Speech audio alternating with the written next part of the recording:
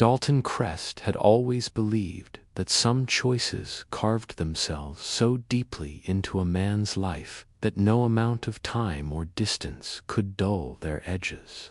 And as he walked beneath the relentless desert sun 13 years ago, he felt the weight of one such choice settling on his shoulders long before he ever saw the gold that would change everything.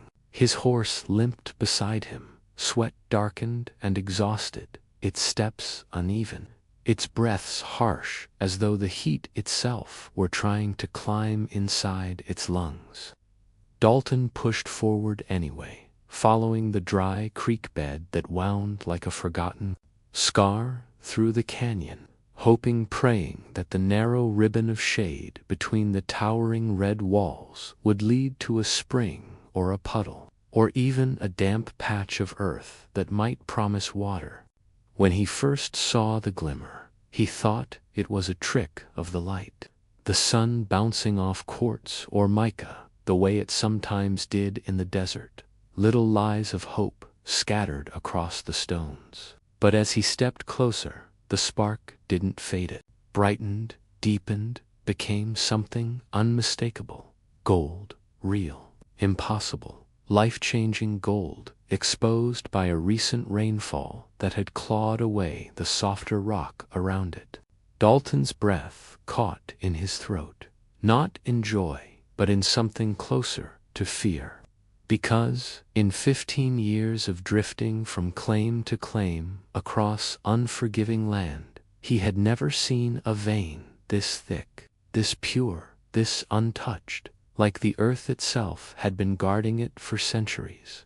His hands moved on instinct, scraping dirt, clearing the surface, prying a loose chunk the size of his thumb from the seam. It flashed in his palm like a piece of stolen sunlight. He could have taken, it should have taken, it could have filled. His saddlebags marked the spot, returned with tools, filed a claim, and built a future he'd stopped believing he deserved. But the canyon felt wrong, silent, watching, heavy with a presence he couldn't name, as if the earth were holding its breath, waiting to see what kind of man he was. Dalton stared at that gold and thought of every fight, every betrayal, every grave he'd seen dug over rocks just like these. Thought of his father, who'd died with a bottle in his hand and dust where his dreams should have been. Thought of his brother, shot in the back over a claim marker barely worth the lead that killed him. And then, without fully understanding why, Dalton set the gold back in its place, smoothed the dirt over it with careful hands, and made the wall look untouched, as though he had never been there at all. He walked away from that canyon feeling strangely lighter and heavier at the same time, leading his half-dead horse toward a horizon that shimmered like a mirage. But he didn't get far. The Apache warriors found him near sundown, rising from the rocks like shadows taking form, 6 figures silent as the grave, their bows drawn, their expressions carved from stone. Dalton lifted his empty hands, his throat to dry, to form words, until their leader stepped forward, a man with storm-gray threads in his dark hair and the bearing of someone who commanded not through fear but through absolute certainty. "What did you take?" he asked, and Dalton realized in that moment that the canyon had never been empty, that his choice had been witnessed after all. Tired, thirsty, and with death staring him down, Dalton told the truth. "Nothing. The gold was not mine. I left it." The warriors didn't believe him, not at first stand, when they took him back to the canyon, made him show the spot, uncovered the untouched seam. Something shifted in the leader's eyes. Respect, maybe, or the beginning of a debt Dalton didn't yet understand. Natan, the leader, Let him go, but not without a warning that would echo through the next 13 years of Dalton Crest's life, shaping a future he never asked for and could never escape. Dalton Crest spent the next 13 years trying to outwork the memory of that canyon, but no matter how many fences he mended, how many winters he survived alone, or how many dawns he greeted with rough hands and aching bones, he could never shake the feeling that he was living on borrowed time, that the promise he made under the gaze of Natan and his warriors had tied something invisible around his life that someday would pull tight. His ranch was small, just a weather-beaten cabin, a corral, and land so stubborn it fought him for every blade of grass, but it was quiet, and quiet was the only thing he'd ever wanted after a lifetime of drifting. He built the place board by board, sweat soaking the soil until it felt like his claim, not by law but by soul, and in all those years he never saw a single Apache, never heard so much as a whisper from the canyon that had nearly killed him. He thought sometimes that maybe they had forgotten him, that maybe a man's word given in desperation wasn't enough to bind a whole people to memory.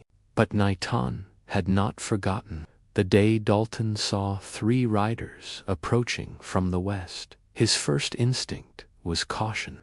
But then he recognized the lead rider's posture, the calm authority, the straight back, the unhurried confidence of a man who feared nothing on this earth. Natan, older now, more gray woven into his hair, but unmistakable.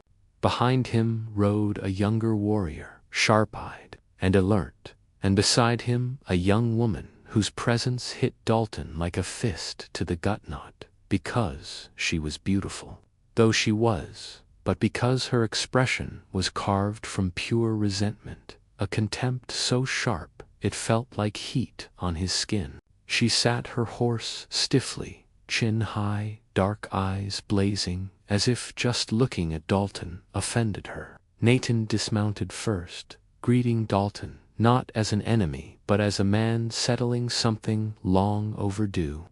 "For 13 seasons we have watched you," he said, his tone neither warm nor cold, simply factual. "You kept your word. You never spoke of the sacred canyon. You lived with honor." Dalton felt a chill crawl down his spine. 13 years he'd been watched.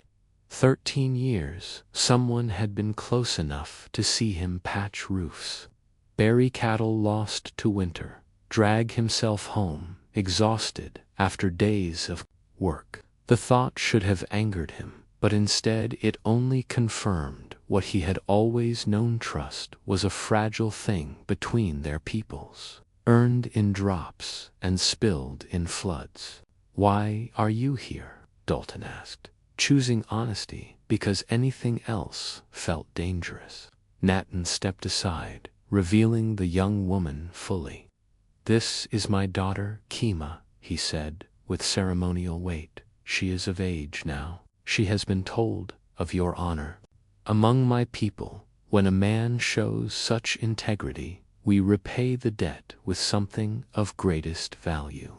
My daughter comes to you as that repayment, if you will have her." Dalton felt the ground tilt beneath him. The young woman's knuckles were white around her reins, her shoulders tight with fury. She didn't want this, not even a little. And yet she said nothing, held perfectly still like a warrior marching toward a fate already sealed. Dalton tried to refuse gently, stumbling over his words, trying not to insult Natan or shame the girl, but every attempt only tangled the moment tighter. Kima's voice, when it came, was sharp as a cut. "Do not pretend you do this for my sake. The debt is real. I will stay." Her anger was a living thing, burning hot enough to scorch the distance between them. Dalton's stomach sank. He already knew this choice, one he'd never truly made, would reshape both their lives in ways none of them understood.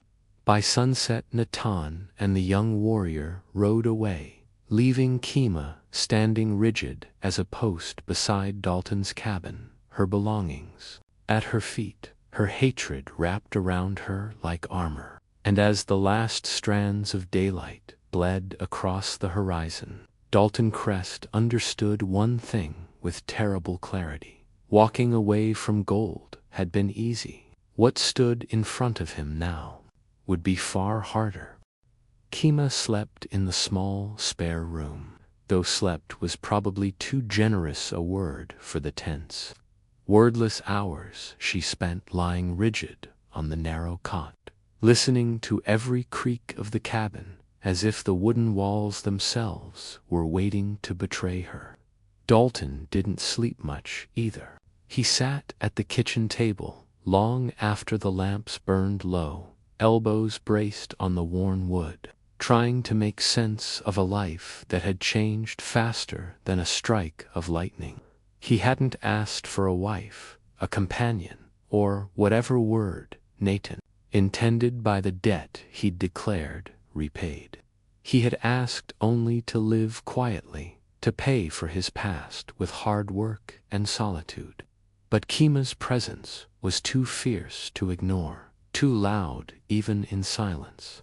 The next morning she emerged, dressed in traditional clothing, buckskin stitched with careful hands, dark hair braided tight, chin lifted with the iron will of someone who refused to bend even if the whole world demanded it. Dalton offered her breakfast, but she declined without looking at him. Her voice clipped. "I am not helpless. I will do my own work." And she did. She fetched water, chopped wood with surprising skill, and even mucked the stalls despite the horses snorting and stamping nervously around her. Animals sensed tension, and Kima seemed built from it. She moved through the day like a storm cloud, carrying too much weight, and Dalton couldn't decide if he respected her strength or feared what it might do if turned toward him. Whenever he tried to speak, to apologize again, to tell her she wasn't trapped, that he didn't expect anything from her, she shut him down with a look so cold it froze the words in his throat. At midday, while she worked beside the corral, Dalton saddled his horse and rode into town for supplies, partly because he needed flour and nails, partly because he needed air that didn't crackle with unspoken anger. The townsfolk eyed him curiously when he returned with Kima later in the week. Whispers followed them like dust, men muttering about savages and strange arrangements, women pulling children closer. Dalton felt heat crawl up his neck, not shame for Kima, but anger for the smallness of people who had never survived anything harder than a winter frost. Kima noticed too. Her back straightened, her jaw tightened, but she said nothing, swallowing insults as if used to this kind of venom. That night, while hammering a loose shutter back into place, Dalton finally spoke plainly. "Kima, you don't owe me anything. You don't have to stay." She didn't even look up. "It is not about you," she said, voice low and steady. "Among my people, a promise is not a rope you can cut when it suits you. My father gave me to repay honor. If I run, I shame him. I shame myself." The weight of that hit Dalton like a thrown stone, because he understood obligations that carved into flesh. He lived with them every day. "Then we'll find a way for you to live here without feeling trapped." Lee, surprising himself with the certainty in his voice. For the first time since she'd arrived, Kima hesitated just a flicker, and Dalton saw something in her expression soften. Not much, barely a crack in the armor, but enough to make the night feel less heavy. She turned away quickly, hiding. Whatever emotion had slipped through, and the moment passed. Still, something shifted between them in that instant, a fragile thread of understanding, thin but real. It wasn't acceptance, not yet, and definitely not trust. But it was the first sign that maybe, somewhere beneath the fury and resentment, Kima Crest did not hate him entirely. And for now, that was enough to keep Dalton trying. The fourth week settled over the ranch like a stretch of uneasy truce. Not peace, but the kind of quiet that comes when two storms circle each other without touching, waiting for the moment the wind shifts. Kima worked from dawn until the stars rose, refusing help, refusing rest, refusing anything that might look like dependence. As if relying on Dalton for even the smallest thing would bind her more tightly than the arrangement already had. Dalton watched her from the edges of his world, leaning on a fence post, tightening a saddle strap, repairing a gate hinge, always present, always steady, but never pushing toward her. He'd learned that any step he took too close made her spine stiffened like a threatened animal. Then, one morning, while gathering firewood, she saw him coaxing a skittish colt into accepting a halter. Dalton spoke low, patient, never raising his voice, even when the young horse balked and jerked back. Something in his calmness seemed to puzzle her. Later, she approached him with her arms crossed, tight as armor. "Why don't you control them the way other men do?" she asked, chin tilting defensively. He paused, brushing sawdust off his hands. "Because forcing something only makes it fight harder," he said. "You earn trust. You can't take it."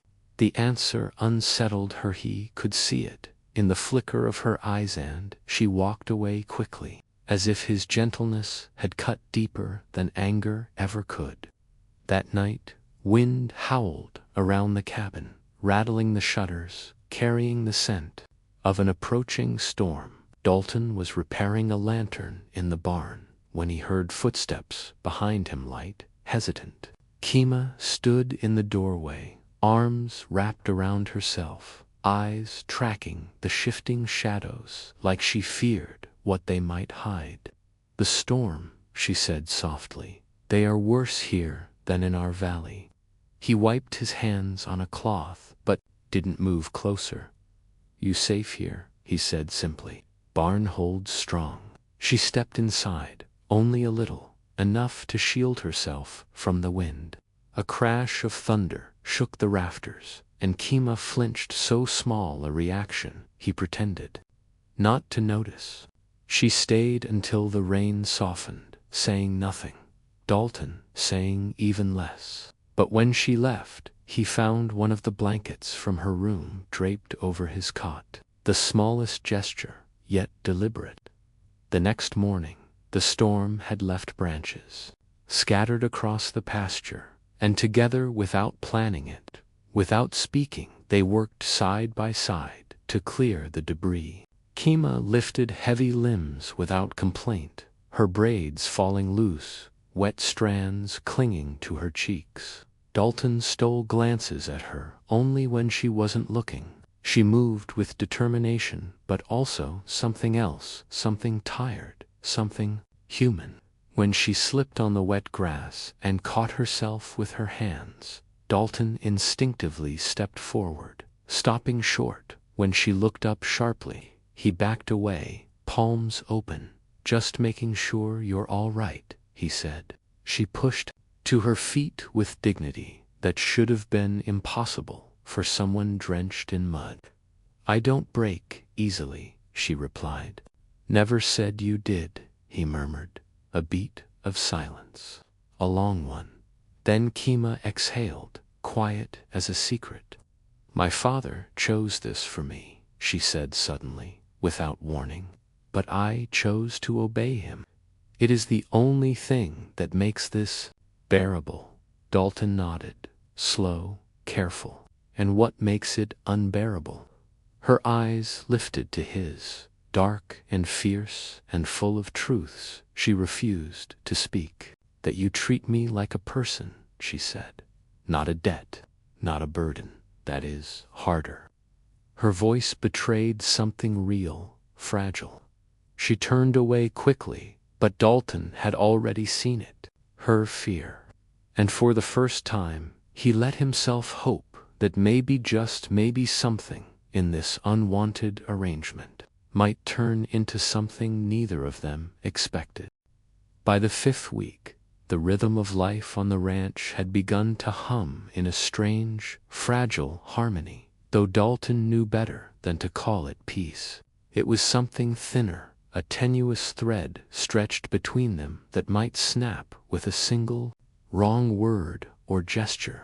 Kima moved through the mornings with mechanical precision, feeding the horses, mending fences, chopping wood, all the while keeping her distance from Dalton, her eyes sharp, scanning him as though he were as unpredictable as the desert wind.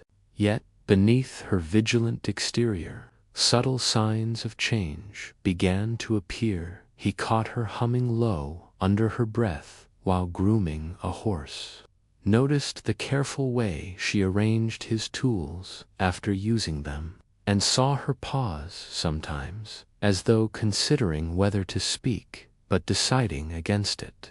Dalton, for his part, continued his measured routine, speaking only when necessary, teaching her the rhythm of the land without imposing, never crossing the invisible line she had set. One afternoon, while repairing a section of broken fence, under a blazing sun, Dalton noticed her shading her eyes with one hand, watching him with a look that combined curiosity and disbelief. "You really don't raise your voice, no matter what?" she asked, dust coating her boots. He wiped his hands and shrugged. "I don't see the need. Horses respond to fear or patience, not shouting. People are the same." She stared at him a long moment, expression unreadable, then spat a line of dust from her mouth and muttered something under her breath.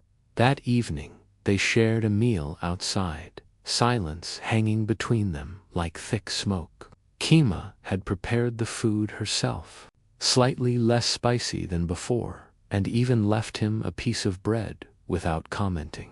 Dalton ate slowly, tasting more than just the meal. He tasted the care, the tiny acknowledgement that she had noticed him, that she had begun to allow him inside her orbit without realizing it.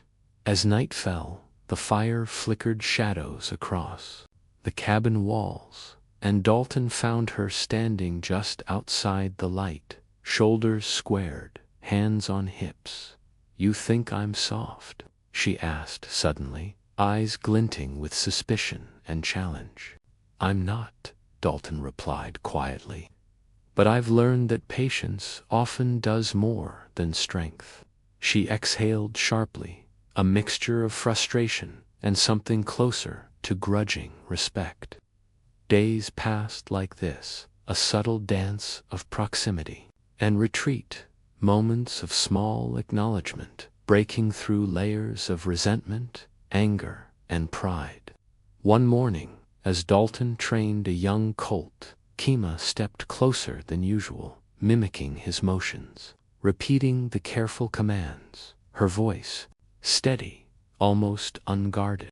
When the horse obeyed, she allowed herself a small, almost imperceptible smile before retreating to her place, arms folded, pretending nothing had happened.